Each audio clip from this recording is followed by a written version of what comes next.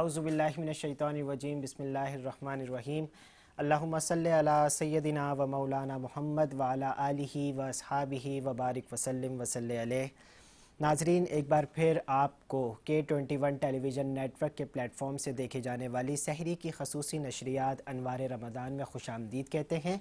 Television के सामने मौजूद तमाम ही नाजरीन को और यहाँ पर मौजूद तमाम ही हाजरीन को और मेरे बहुत ही काबिल एहतराम यहाँ पे जो आज गेस्ट मौजूद हैं उनको, तमाम ही सनाखानों को बहुत ही दिल खुलूस अकीदत अदब एहतराम के साथ अब्दुल समद का सलाम। अस्सलामु अलैकुम व रहमतुल्लाहि व बरकातुहू।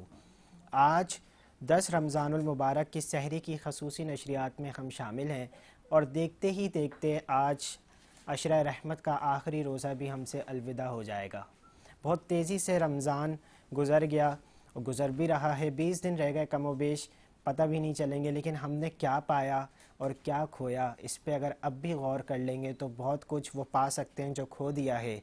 और मेरे पास अल्फाज नहीं है क्योंकि अब जो दूसरा अशरा शुरू है वो अशरा मग़फ़िरत है। मग़फ़िरत तब मिलती है जब गुनाह बख्शे जाते हैं और हमारे गुनाह इतने हैं कि अल्लाह की रहमत ही ऐसी है जो बख्शेगी। हमारा तो कोई अमल इस काबिल नहीं है, या तो नबी के सदक़े में बख्शे जाएंगे। मैं बिला ताख़ीर अपनी जो ट्रांसमिशन का आगाज़ है सबसे पहले वो हुजूर की सनाखानी से करना चाहूँगा। और मेरे पास यहाँ पे जो आज सनाखा मौजूद हैं उनकी आवाज़ को आपने और भी बहुत टेलीविज़न पे सुना होगा। बहुत ही खूबसूरत वो सरकार की सनाखानी करती हैं। मैं मुल्तविस हूँ यहाँ पे बिस्मा से कि आप सरकार की बारगाह में हदिया इनात पेश करें और इस ट्रांसमिशन का आगाज़ बाकायदा सरकार की सनाखानी से करें।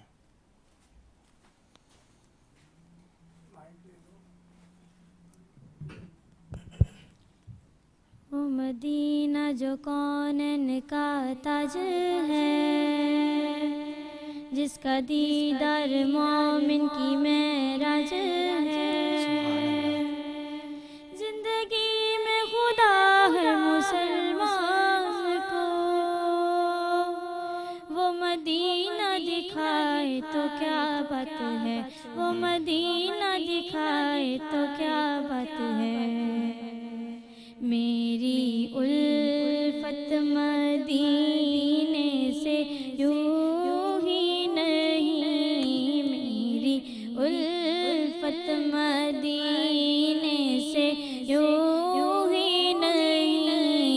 मेरे आका का रोज़ा मदीने में है, मैं मदीने की जानिब ना कैसे खींचूं, मैं मदीने की जानिब ना कैसे खींचूं।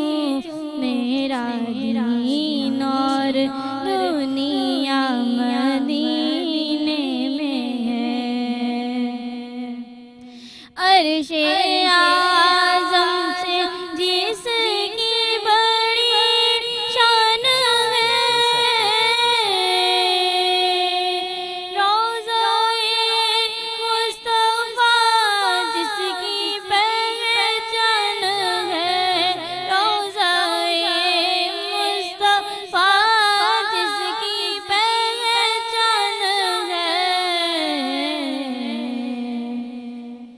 जिसका हम पल्ला कोई मोहल्ला नहीं, जिसका हम पल्ला कोई मोहल्ला नहीं। एक ऐसा मोहल्ला मदीने में है, मेरी उल्फत मदीने से यूं ही नहीं। मेरे आका का रोज़ा मदीने में है। हमको अपनी तलब से सिवा चाहिए, आप जैसे हैं वैसी अता चाहिए। क्यों कहूँ ये अता वो अता चाहिए, आपको इल्म है हमको क्या चाहिए। आशिकान नबी के दिल की सदा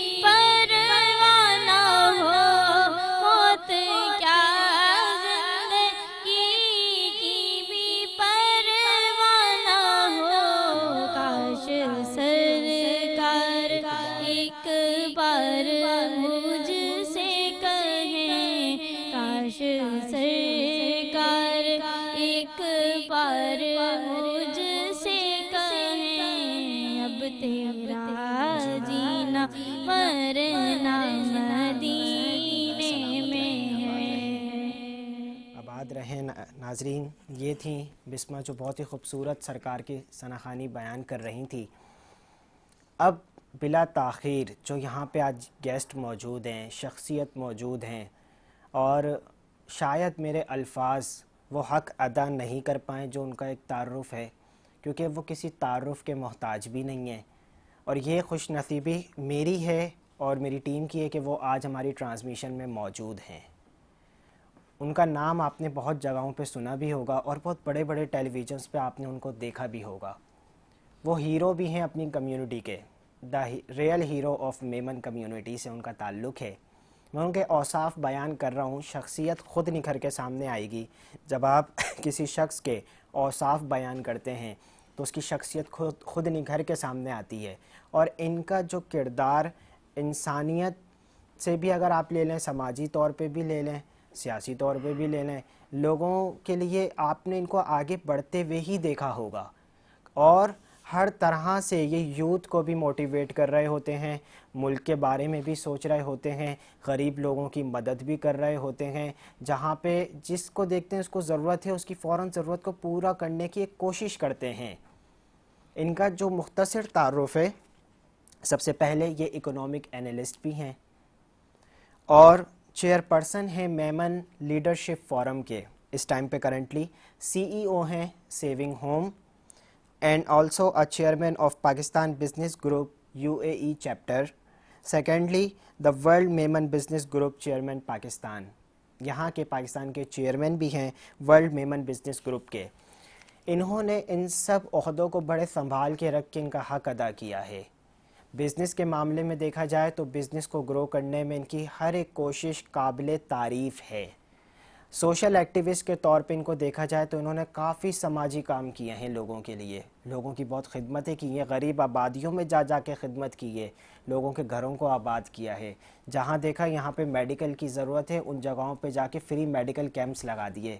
बहुत सारा ताउन। गोया इन सब लफ्ज़ों को अगर एक जुमले में समेटूँ तो ये मोहसिन इंसानियत भी हैं, इंसानियत के मोहसिन भी हैं। और दूसरा, हीरो तो हैं, मेमन कम्युनिटी से इनका ताल्लुक़ है तो बिज़नेस में एक बहुत बड़ा नाम है।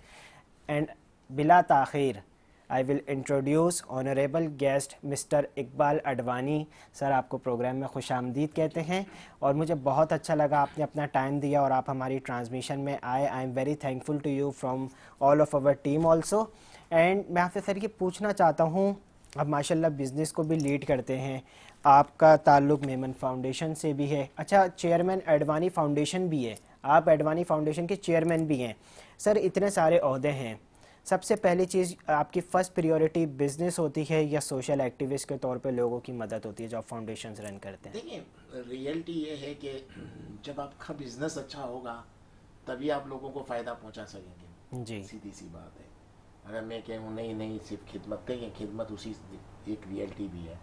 अब आप सबसे पहली तवज्जो देनी चाहिए जो मैं समझता हूँ वो आपको अपनी फ़िज़िकली फ़िटनेस पे देनी चाहिए। ये वो चीज़ है, जब आप फिज़िकली फिट हैं तो फिर आप अपना बिजनेस भी देख सकेंगे और दूसरों को फ़ायदा पहुंचा सकेंगे। जैसे आपने कहा, दूसरों को तो वही इंसान फ़ायदा पहुंचा सकेगा ना जो खुद फिज़िकली फिट होगा। जो खुद फिज़िकली फिट नहीं होगा तो वो तो दूसरों से ताउन मांगेगा कि उसके लिए कुछ करें। तो मकसद मेरा कहने का है कि सबसे पहले मैं यूथ को भी यही एडवाइस दूँगा और जनरली भी, कि सबसे पहले आप अपनी फिज़िकली फ़िटनेस पे ध्यान दें, फिर फैमिली पे ध्यान दिया आपने, फिर अपना बिजनेस जो भी है उसके ज़रिए आप जितनी इनकम जनरेट करोगे उसके बाद ही आप लोगों को फ़ायदा पहुंचा पाओगे। सर, इज़ इट ट्रू कि हमें फ़िज़िकल फ़िटनेस भी चाहिए और प्लस फाइनेंशियली भी चाहिए? क्योंकि दोनों होगा। और जहाँ तक मैंने एक आपको देखा, आपको पढ़ा, मेरा जहाँ तक ख्याल है आप विदाउट डोनेशन भी लोगों की हेल्प आउट करते हैं, आप अपना बिजनेस भी रन करते हैं और फिर आप लोगों की मदद करते हैं। ये बहुत बड़ी बात है। ऐसे ही है, मैंने यही इसलिए कहा ना, आपने जैसे कहा कि फाइनेंस, तो देखिए फाइनेंशियली स्ट्रॉन्ग आप उसी सूरत में हो सकते हैं कि आप फिज़िकली फिट हैं। आप फिज़िकली फिट नहीं है तो आप फाइनेंशियली यानी अपने बिजनेस को कैसे देखेंगे जब आप एक्टिव नहीं है। फिज़िकली फिटनेस का मतलब ये हुआ कि आप मेंटली फिट हैं, और बिल्कुल मेंटली ऐसे ही। फिट हैं तभी आप बिजनेस देख सकेंगे, बिजनेस देखेंगे तभी आप कुछ इनकम जनरेट करेंगे और लोगों को फ़ायदा पहुंचाएंगे। तो यानी सबसे देखिए एक कुछ रियलिटी है, आदमी अल्फाज का इस्तेमाल करके कुछ भी बड़ी बात कर सकता है, लेकिन मैं एक चीज़ पे बिलीव करता हूँ, जब तक आप फिज़िकली फिट नहीं है आप कुछ नहीं कर सकते। तो उसके लिए सबसे ज़्यादा, अगर एक देखिए आपने लोगों से, बच्चों काफ़ी यूथ लोगों से सुनते होंगे, जवान लड़कों से जो 22, 23, 24 साल के हैं, जी उनसे एक बात हम ज़रूर सुनेंगे, मुझे अपनी फैमिली के लिए कुछ करना है। बिल्कुल ऐसे ही। सुनते हैं हर जी। बच्चे से, लेकिन वो खुद अब ऐसी चीज़ें खाते पीते हैं जिससे वो खुद फिजिकली अनफिट हो जाए। बिल्कुल ऐसे राइट, ही। आपने कराची में देखा है, आई एग्री। हर बच्चे को मैंने देखा है वैसी चीज़ें खाते हैं या पीते हैं जिससे फिजिकली अनफिट हो जाए। तो मुझे आप बताएं, जो खुद फिजिकली अनफिट हो जाएगा वो अपनी फैमिली के लिए क्या कर पाएगा? कुछ भी नहीं। और अब सितम ज़रीफ ये है कि वो अपनी फैमिली के लिए जो करना चाह रहा है वो उसी फैमिली के ऊपर बोझ बन जाता है। बिल्कुल ऐसे ही। तो यानी सबसे पहले किस पे ध्यान देना चाहिए? फिजिकल होने पे। तो ये जो उल्टी सीधी चीज़ें खाते पीते हैं ये छोड़नी पड़ेगी। अगर ये छोड़ते नहीं है तो ये झूठ कहते हैं कि हम अपनी फैमिली के लिए कुछ करना चाहते हैं। जी। जो अपने लिए कुछ नहीं कर सकता, जो अपनी हिफाजत नहीं कर सकता, वो अपने घर की कहाँ से करेगा? तो मकसद कहने का ये, फिजिकली फिटनेस इतनी ज़रूरी है।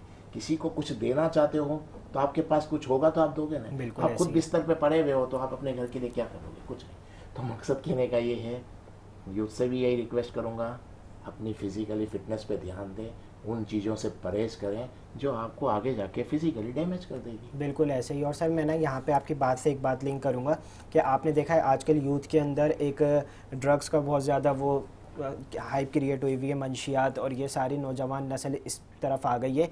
तो आप इनके बारे में क्या कहते हैं? और आप ज़ाहिर है आपका ताल्लुक पॉलिटिक्स, आप इंटरेस्ट तो लेते हैं और उस पर भी जो है फिर आप बात करते हैं, बिज़नेस के हवाले से भी बात करते हैं, तो आप जो हुक्मरान हैं उनको इस बारे में क्या बात कहेंगे? ये जो हमारी नौजवान यूथ है ये हमारा सरमाया है, एक एंटी ड्रग्स और बहुत सारी चीज़ें, मंशियात बहुत ज़्यादा आम हो गई हैं। अब ये लोग तालीम से हट के इस तरफ जा रहे हैं। बहुत कोशिश की गई है कि किसी तरीके से ये मंशियात फरोश और ये नौजवान नस्ल को इससे दूर किया जाए। तो इनको कैसे टैगल किया जाता है और इन बच्चों को किस तरीके से हम रोकें इन सब चीज़ों से? देखें, किसी को भी देखें, किसी को भी कोई रोक नहीं सकता। रोकना उसके घर की तरबियत उसको रोकेगी, माँ बाप की तवज्जो या फिर उसकी खुद की। जी। एक चीज़ मैं बताऊं, जो ड्रग्स की बात आपने की या जो भी ऐसी चीज़ें हैं, तो उनको भी तो पता है कि ये हमको डैमेज कर देगी। बिल्कुल ऐसे ही है, लेकिन फिर भी करते हैं। ओके, तब मुझे बताएं, जो इंसान खुद से प्यार नहीं करता उसका हम क्या कर सकते हैं? सबसे पहली चीज़ तो ये है ना कि इंसान खुद अपने आप से प्यार करे। बिल्कुल। और जो ड्रग्स ले रहा है, जो भी ऐसी चीज़ें ले रहे हैं, तो उसका मतलब वो खुद से प्यार नहीं करता, यानी उसके ऊपर वो एक ऐसी चीज़ हावी है जो यानी जो जिससे वो नहीं निकल पा रहा।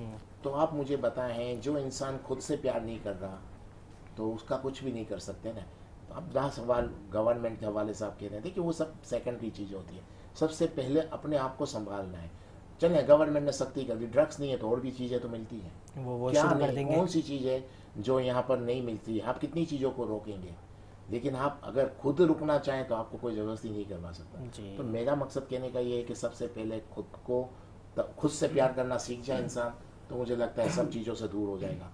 अदरवाइज तो आप गवर्नमेंट हो, क्योंकि इन चीज़ों में इतना पैसा है, इतनी इनकम है, ये बहुत प्यारी बात की बिजनेस आपने। तो ये होता रहेगा, इस बिजनेस को आप नहीं रोक सकते। जी। अब हम वो चीज़ें कह रहे हैं कि गवर्नमेंट ये कर दे, लेकिन जो चीज़ें पॉसिबल ही नहीं है उस पर बात नहीं कर रहे हैं। लेकिन हमारा प्रॉब्लम ये है कि जो पॉसिबल हम उस पर ध्यान नहीं देते। पॉसिबल ये है कि आप खुद अपने आप को बचाओ, जो इख्तियार में वो तो जो करें। आपके इख्तियार में क्या है कि क्या अपने आप बात को है खुद सर। सेव करें। और अब वो ये चीज़ हम मुझे बताएं, जो इंसान अपने आप को सेव करने के लिए तैयार नहीं है और उसकी एक्सपेक्टेशन गवर्नमेंट से कि वो उसको सेव करें, सियासतदानों से है जी, कि वो वो तो सेव करें, कैसे हो सकता है? आप खुद अपने आप को सेव करने के लिए तैयार नहीं हो और दूसरे से उम्मीद कर रहे हो। नहीं, हर इंसान को खुद की हिफाजत खुद करनी पड़ेगी। और जो चाहता है मैं अपने लिए या अपने घर वालों के लिए, अपनी फैमिली के लिए या अपने बच्चों के लिए कुछ करना चाहता हूँ, तो उसको अपने लिए अपने आप को स्ट्रॉन्ग करना। बहुत ही खूबसूरत बात। अच्छा सर, यहाँ पे एक बात, आप माशाल्लाह CEO हैं सेविंग होम के, ये डिपार्टमेंटल स्टोर है जो वर्ल्ड वाइड इस टाइम पे काम कर रहा है।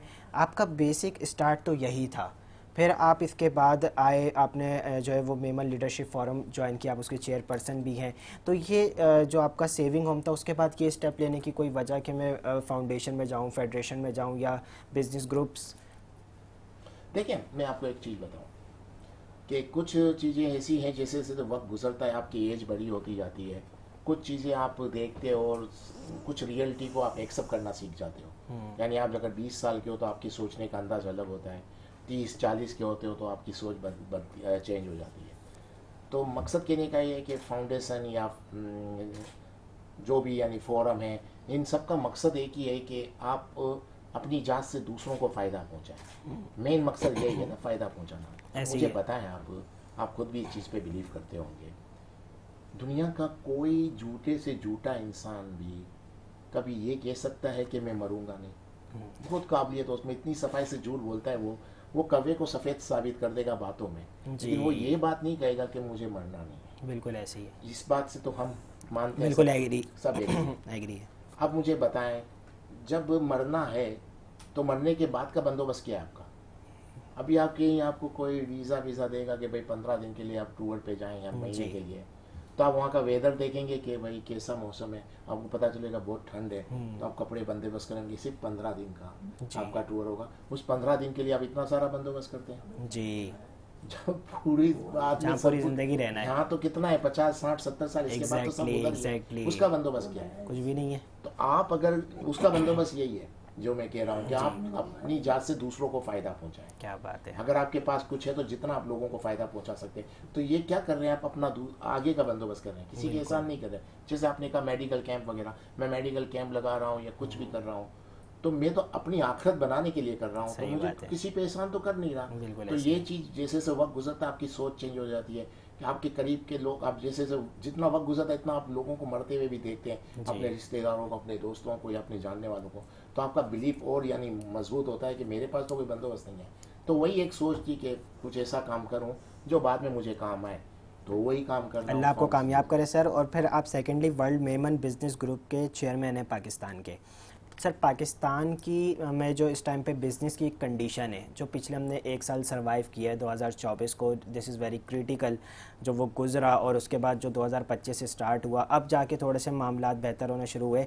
आप बिज़नेस को किस लेवल पे देखते हैं? और यहाँ पे जो हमारे पास इन्वेस्टर्स हैं, हमें ये भी आपके इल्म में भी होगा कि 2024 के एंड में हमें पता चला कि काफ़ी इन्वेस्टर्स ऐसे थे जो पाकिस्तान से बाहर गए हैं, तो उससे हमारे मुल्क को एक बहुत बड़ा लॉस हुआ, हमारी इकोनॉमी डिक्रीज़ हुई। तो आप क्या समझते हैं, how I will stable the economy of our country? देखिए, दो चीज़ें हैं। पाकिस्तान से जितने बिजनेसमैन बाहर गए हैं, आप ये नहीं समझे वो जाके सक्सेस हुए हैं। नहीं, जो हालात 1-1.5 साल से दुनिया के चल रहे हैं, ग्लोबली हालात इतने ख़राब है कि अगर आप यूरोप चले जाएं, मिडल ईस्ट कहीं भी जाएं, इन हालात में जा रहे हैं कहीं भी, तो मुझे नहीं लगता कोई बिजनेसमैन इतना जल्दी वहाँ सक्सेस हो सके। सही है। लेकिन फिर भी लोग जा रहे हैं, ये सवाल है बहुत ज़्यादा। बल्कि मैं अगर मुझे लगता है गवर्नमेंट सबसे ज़्यादा वर्किंग सिर्फ एक काम पे कर जाए, तो मुझे लगता है यहाँ पर जितने ओवरसीज पाकिस्तानी हैं, क्योंकि जो आज के जो हालात है ग्लोबली इतने ख़राब हैं कि वो सब बिजनेसमैन यहाँ आ जाएंगे, इतने ख़राब हालात है। लेकिन एक काम जो करना पड़ेगा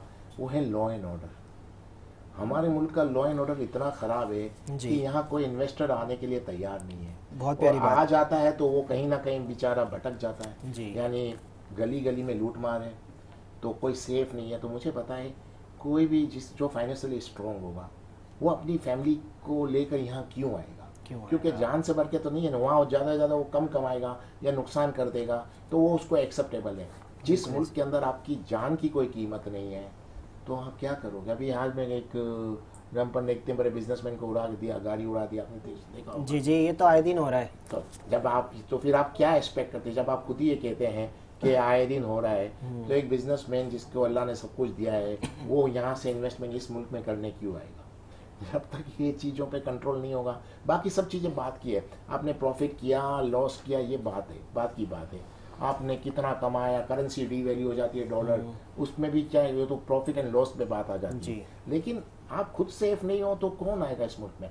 जब तक हमारी हुकूमत, हमारी गवर्नमेंट इस पे वर्क नहीं करेगी, लॉ एंड ऑर्डर अच्छा नहीं होगा, तो मुझे नहीं लगता कोई बिजनेसमैन यहाँ। सर वो बात आपकी बिल्कुल सही है। आपने लॉ एंड ऑर्डर की बात की ना, देखिए आपका तो ताल्लुक माशाल्लाह बिजनेस कम्युनिटी से भी है, बहुत बड़े बड़े ताजिर हजरात हैं, तो वो इस बारे में क्या कहते हैं? ऐसी कौन सी पॉलिसीज़ होनी चाहिए, या गवर्नमेंट ऐसा जिस तरह आपने बहुत प्यारी बात की कि एक लॉ एंड ऑर्डर होना चाहिए जिसको हम फॉलो करें, ये बना के रख देते हैं, उनको फॉलो कोई भी नहीं करता। लेकिन इस तरीके से ये आवाज़ हम साहिब इक़्तिदार लोगों तक कैसे पहुँचाएँ जिसमें हमारे बड़े बड़े ताजिर रहनुमा भी हों और फिर आप भी हों, हम सबका ताउन, और फिर हम अपने मुल्क की जो इकोनॉमी की उसको कंडीशन को बेहतर करें? देखिए मैंने देखा है जहाँ तक यहाँ पर जितना भी मेरा ही अपने समझे, जो बिल्कुल टाइकून है, बिजनेसमैन, बड़े बड़े टाइकून हैं, वो किसी ना किसी पार्टी के डोनर भी होते हैं। बिल्कुल ऐसे ही यानी है। दो तीन पार्टियां पाकिस्तान में हैं जी, जो रूलिंग में आ जाती हैं। जी। कभी ये पार्टी है, कभी ये, तीन ही पार्टी है। एग्जैक्टली। सही है।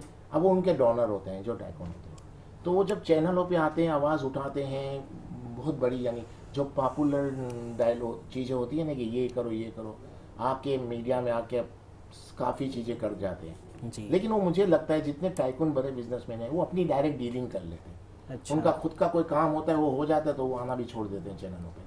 तो मकसद कहने का कि निचली सतह पे नीचे बिजनेसमैनों को कोई फ़ायदा, जो मिडिल क्लास बिजनेसमैन उनको फ़ायदा नहीं पहुंचता।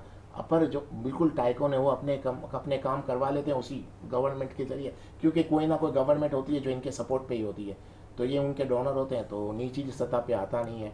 तो ये सबसे बड़ा प्रॉब्लम है कि अगर आवाज़ भी उठाई जाती है तो मखसूस तबका बिजनेसमैन का, जिसको आप समझ लें 2-3 पर्सन होंगे, जी। वो अपने बेनिफिट लेकर फिर बाद में दूसरों के बारे में बात करते तो सर इसका फिर मेरी नज़र में आखिरी हल यही है कि हम अपने लोगों की खुद ही मदद करना शुरू करें, जो हम एज अ कम्युनिटी कर रहे हैं। बस सही। देखिए ये बात का मतलब यही हुआ कि हर किसी को खुद को आना पड़ेगा। जी। आप यही हमारे यहाँ प्रॉब्लम है कि मेरे लिए दूसरा आदमी आवाज़ उठाएगा, नहीं उठाएगा, ये सोच छोड़ दे। आपकी आवाज़ आपने उठानी है। आप में मीडिया, आज तो मीडिया इतना आज़ाद है कि हर कोई अपनी आवाज़ उठा सकता है। आपके पास मोबाइल है, आप अपनी आवाज़ उठा सकते हो, आपकी बात कर सकते हो। आपके साथ नाइंसाफ़ी जिस जगह हो रही है आप उसको बयान कर सकते हो, किससे डरना। वैसे ही तो तब, और जो आप खुद अपनी आवाज़ या अपनी प्रॉब्लम या अपनी नाइंसाफ़ी के लिए आप खुद नहीं लड़ोगे तो दूसरा कैसे लड़ेगा। हमारे मुल्क में यही है कि ये यूं क्यों नहीं कर रहा, ये क्यों नहीं कर रहा। भाई आप अपने लिए क्या कर रहे हो?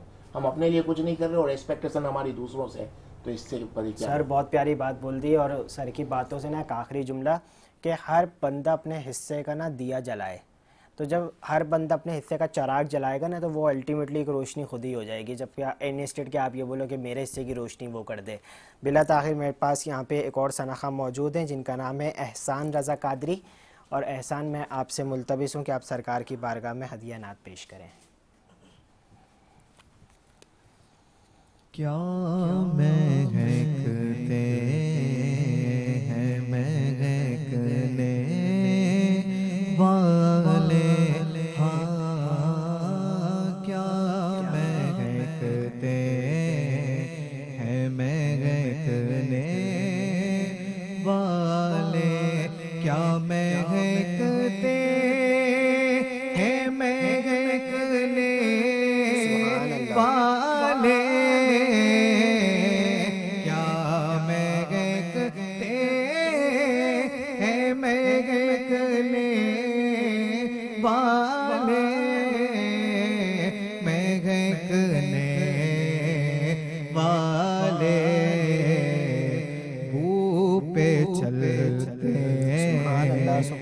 भटकने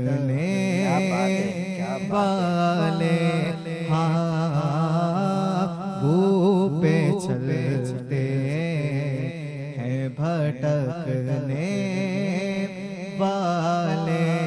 आसियों था मलो दामन उनका,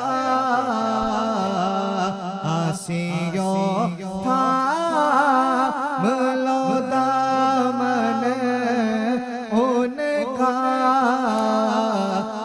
दामन उनका वो नहीं हाथ झटकने वाले। इस पे कोई शक नहीं है। वो नहीं हाथ झटकने वाले। सुन्नियों ने से मदद मांगे जाओ, सुन्नियों ने से मदद मांगे जाओ, सुन्नियों ने से मदद मांगे जाओ,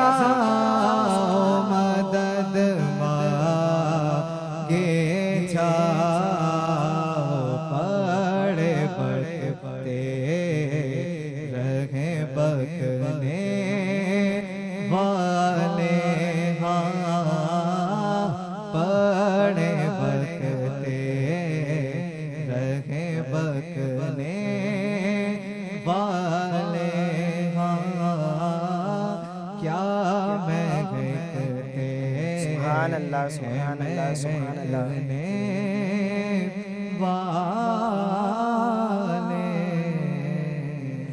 आपकी नात के बहुत प्यारी नात पढ़ी। आपकी नात का जो आखिरी शेर है ना, उसके बदले में तो नहीं कह सकता, उसके लिए एक आयत है, वमा अरसलनाका इल्ला रहमतल लिल आलमीन, कि ए महबूब हमने आपको पूरी उम्मत के लिए रहमत बनाकर भेजा है।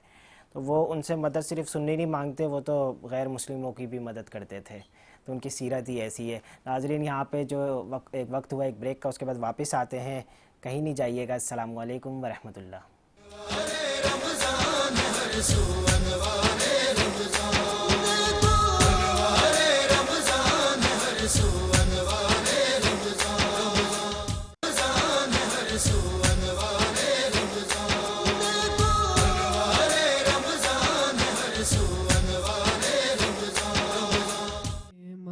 महशर में सुनते गए कि महशर में सिर्फ उनकी रसाई है। सुनते गए कि महशर में सिर्फ उनकी रसाई रसाई है, गर उनकी रसाई है।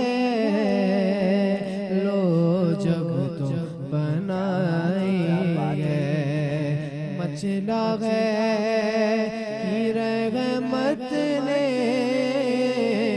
उम्मीद बधाई है। मचला है कि रहमत ने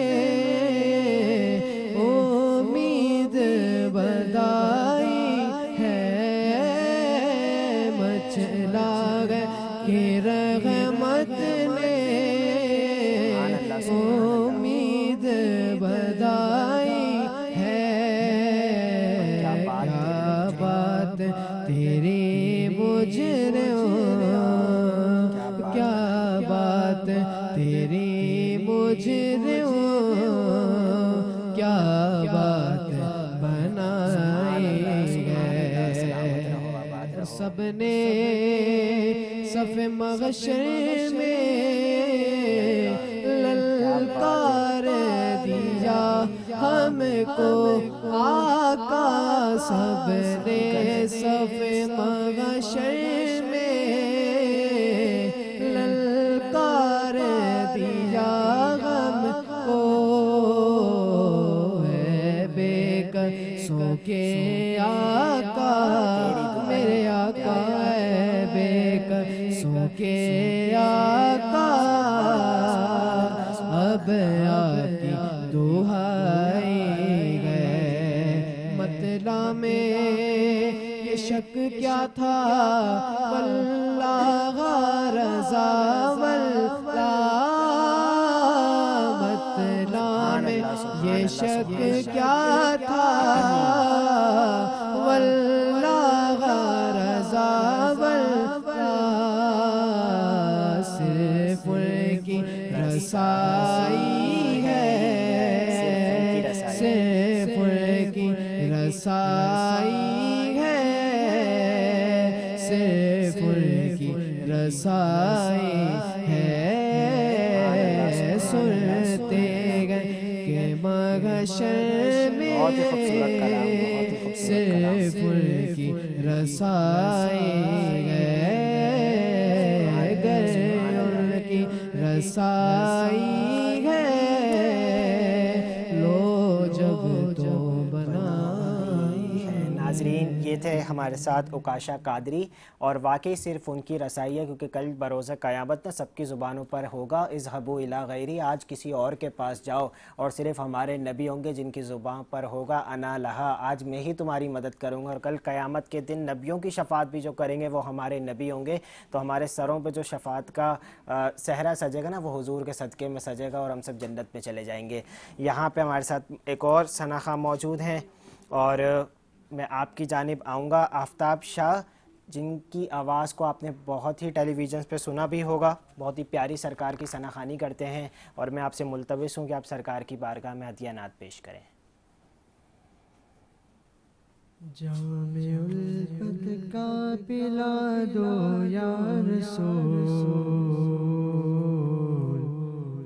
अपना दीवाना बना दो या रसूल। जामे उल्फत का पिला दो या रसूल, जामे उल्फत का पिला दो या रसूल, अपना दीवाना बना दो या रसूल, या रसूल, अपना दीवाना बना दो या रसूल। मेरी किस्मत को जगा दो या रसूल, मेरी किस्मत को जगा दो या रसूल, एक झलक अपनी दिखा दो या रसूल, एक झलक अपनी दिखा दो या रसूल। सुभान अल्लाह, सुभान अल्लाह। ओ मेरे बर तेरी सना खानी करूं, मेरे बर तेरी सना खानी करूं, आका मेरे बर तेरी सना खानी करूं, रुकावट को हटा दो या रसूल, रुकावट को हटा दो या रसूल, अपना दीवाना बना दो या रसूल, अपना दीवाना बना दो या रसूल। सलामत रखे नाजरीन। और ज़िंदगी में कभी कोई गम आए ना, कभी कोई काम बिगड़ते हुए दिखें, तो सरकार पे दुरूद पढ़ा करें। और अब हम अपने जो गेस्ट हैं मिस्टर अकबाल अडवाणी साहब, उनकी जानिब बढ़ेंगे। सर, मेरा आपसे एक क्वेश्चन ये है जो मैं चाहता हूँ कि मैं आपसे करूँ, वो ये कि बहुत से लोगों का ये सवाल है, लोगों ने 2025 का जो है ना वो इंतज़ार किया कि 2025 is the year which is fruitful for investment, it is true? क्या हम इसमें सरमायाकारी करें 2025 को? आप कैसा देखते हैं बिज़नेस के हवाले से? अगर हमारे प्रॉपर्टी इन्वेस्टर्स हैं और बहुत सारे लोग हैं जो बिज़नेस में इन्वेस्टमेंट करना चाहते हैं। देखिए, अगर जो जिसकी मजबूरी है पाकिस्तान में बिज़नेस करना, जो यहाँ के, तो बिज़नेस यहाँ अच्छा है, बुरा नहीं है। बिज़नेस यहाँ अच्छा है और काफ़ी अपॉर्चुनिटी भी है। और अभी जो ग्लोबली हालात चल रहे हैं उसकी वजह से पाकिस्तान को काफ़ी सपोर्ट भी मिलेगा। यानी जैसे IMF के मुआहदे हो रहे हैं, आज की भी बात है, ये सही कह रहे हैं आप। तो उसकी वजह से पाकिस्तान को सपोर्ट मिलेगा। उसमें पाकिस्तान की कोई वो नहीं है कि पाकिस्तान ने कोई अच्छे काम किए। वजह क्या है कि ग्लोबली ऐसे हालात हो गए हैं कि पाकिस्तान की एक ज़रूरत बनती जा रही है, दुनिया को पाकिस्तान की ज़रूरत है। यानी मैं आपको इस तरह मिसाल दूँ कि पाकिस्तान एक मिलिट्री पावर है बहुत बड़ी, उसकी वजह से एक ज़रूरत पड़ रही है और पड़ती रहेगी। और सबसे बड़ी बात है कि जो जंगी हालात हैं, और जंगें बहुत बढ़ेंगी, अभी मिडल ईस्ट में भी होगी, यूरोप और जो यूरोप से रशिया की जंग भी आगे जाके बढ़ेगी। यानी फिलहाल ग्लोबली कोई ऐसे हालात नहीं होंगे कि आप समझें कि जंग नहीं होगी। तो जब जंग होगी तो पाकिस्तान की इंपॉर्टेंस बढ़ जाएगी, क्योंकि पाकिस्तान जिस जगह पे है तो देखें तो आसपास सुपर पावर है जी। देखें चाइना एक सुपर पावर, एग्जैक्टली इंडिया आगे की एक सुपर पावर बनती जा रही है, आबादी बहुत ज़्यादा है तो इंडिया भी एक सुपर पावर ही बन गई, बिल्कुल ऐसे ही। साथ में रसिया भी आपके करीब है, ईरान भी फ्यूचर में बहुत बड़ी पावर बन जाएगी और बनने वाली है, क्योंकि ईरान भी बहुत आगे तरक्की कर गया। तो पाकिस्तान की तो एक इम्पोर्टेंस बन गई। बीच में पाकिस्तान वो वाहिद मुल्क है जो सबके लिए ब्रिज बन सकता है। यानी अगर यूएसए है, यूरोप है, इनको जो भी सपोर्ट ज़रूरत पड़ेगी तो पाकिस्तान काफ़ी सपोर्ट में आ सकता है। इनके लिए पाकिस्तान काफ़ी फ़ायदेमंद है। तो इसका मतलब ये हुआ कि इंटरनेशनल कम्युनिटी पाकिस्तान को काफ़ी सपोर्ट करेगी और काफ़ी पाकिस्तान में वहाँ से भी इन्वेस्ट आ सकती है, इमदाद आ सकती है, जिसकी वजह से यहाँ बिज़नेस काफ़ी अच्छा हो सकता है। मुझे लगता है बिज़नेस यहाँ अच्छा है, बस प्रॉब्लम वही है जो मैंने कहा, लॉ एंड ऑर्डर। अगर आप उसको साइड पे करें तो बिज़नेस यहाँ करना चाहिए। अगर जो भी लॉ एंड ऑर्डर का रिस्क ले सकता है इस मुल्क में तो बिज़नेस बहुत है। रियल इस्टेट में भी आगे जाके अच्छा हो जाएगा, ऐसी बात नहीं है। बस गवर्नमेंट को थोड़ी सपोर्ट करनी पड़ेगी रियल इस्टेट को भी, जैसे आपने कहा। वो इस तरह की देखें, गवर्नमेंट चाहती है कि उनको टैक्स मिले, ठीक है, टैक्स चाहिए ना। तो जितनी सख्तियाँ की इन्होंने जो रियल इस्टेट पे जी, तो टैक्स तो कम हो गया। 16% आ रहा था, अभी 6% बहुत बहुत रिलीफ दिया है। हाँ, तो अब देंगे। अगर सपोर्ट करती है गवर्नमेंट और रिलीफ देती है तो मुझे लगता है, देखें, इससे काफ़ी इंडस्ट्रियाँ जुड़ी हुई है। एक फ्लैट भी बनता है तो 40-50 इंडस्ट्रियाँ जुड़ी हुई है। बिल्कुल ऐसी आप लोया हो गया, सीमेंट हो गई, बाकी चीज़ें हैं, तो वो तो सब इंडस्ट्रियाँ टैक्स तो देती है ना। बिल्कुल ऐसी। तो गवर्नमेंट को तो टैक्स मिल ही रहा है। अब गवर्नमेंट के साथ क्या प्रॉब्लम है कि IMF से इन्होंने कुछ ऐसा मुआहदा कर दिया था जिसकी वजह से वो मतलब कर नहीं पा रहे। लेकिन आगे जाके इनको रियल इस्टेट वालों को, यानी जो प्रॉपर्टी का जो बिजनेस है, उनको तो इनको सपोर्ट करना पड़ेगा। और मुझे लगता है इन फ्यूचर आने वाले टाइम में रियल इस्टेट बहुत बूम कर जाएगा पाकिस्तान में। चलेंगे तो गुड न्यूज़ मिल गई, हमें शुक्र है अल्लाह का। हमें आज 10 रमज़ान को सर ने खुशखबरी दी। और बाकी ये हकीकत भी है कि प्रॉपर्टी इन्वेस्टर्स जो हैं वो बड़े सर मुतमईन होकर बैठे हुए हैं। उनको पता है कि हम ग्रो कर रहे हैं, और ये आपकी ज़ुबान भी अल्लाह मुबारक करे और ये इंडस्ट्री ग्रो हो। दूसरी बात सर, आपने एक बात बोली कि बिकॉज पाकिस्तान एक एटॉमिक पावर भी है और दूसरे जो इर्द गिर्द ममालिक हैं वो उनको हमसे बड़ा सपोर्ट है, तो ये तो एक पॉजिटिव इफ़ेक्ट हो गया ना। लेकिन दूसरी बात ये है कि जहाँ पे एक जंगों के हालात हों वहाँ पे हमारी इकोनॉमी को नुकसान नहीं होगा। देखें, पाकिस्तान का प्रॉब्लम पता है क्या है? मैंने तो यही नोट किया, पता नहीं मैं तो चैनल पे कहना चाहिए कि नहीं, आप कहें। दुनिया के अंदर अमन हो जाता है तो पाकिस्तान डाउन हो जाता है। आप भी बोलेंगे सवाल कैसा हो? नहीं, मैं सवाल का जवाब दे रहा हूँ मैं आपको, लेकिन आप चला पाएंगे कि नहीं। दुनिया में जब अमन होता है पूरी दुनिया में जी, तो पाकिस्तान क्राइसिस में आ जाता है जी, ऐसी है। और दुनिया में जंगें होती हैं तो पाकिस्तान तरक्की कर जाता है। ये वो वाहिद मुल्क है जो एक रियलिटी आप हिस्ट्री उठा ले पाकिस्तान में उन्हीं दौर में तरक्की की है जब जंग हुई है। अफगानिस्तान में पहली वॉर हुई, पाकिस्तान में काफ़ी पैसा आ गया। देखें तो दुनिया से वो मुख्तलिफ मुल्क है पाकिस्तान। जब ग्लोबली हालात जंगी हो जाते हैं हमारा मुल्क तरक्की करता है, और दुनिया के अंदर अमन हो जाता है तो हमारा मुल्क डाउन हो जाता है। ये एक ऐसी हकीकत है।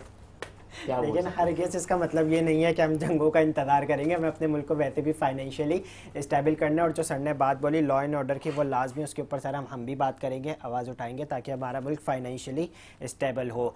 मेरे साथ यहाँ पे जो मौजूद हैं शिराज शाह ज़ैदी, जो मनकबत ख्वां भी हैं, नूहा ख़ां भी हैं, नाते भी पढ़ते हैं, किसी तारुफ के मोहताज नहीं है। बहुत सी इंटरनेशनल जगहों पे भी आपने इनको सुना होगा। और मैं शिराज आपसे जो है वो मुल्तबिस हूँ कि आप कोई एक पंजतन के हवाले से कलाम पढ़ दें।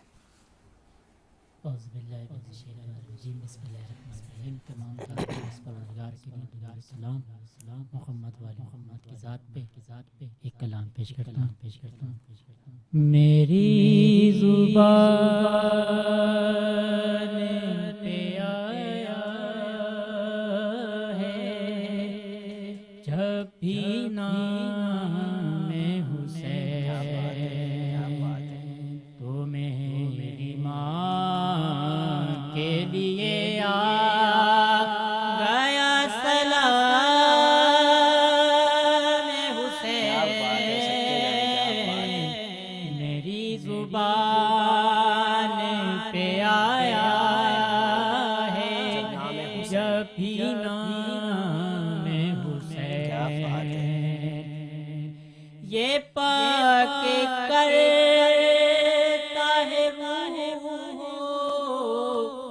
शर्त है, लेकिन पढ़ो कलाम खुदा की तरह कलाम हुसैन,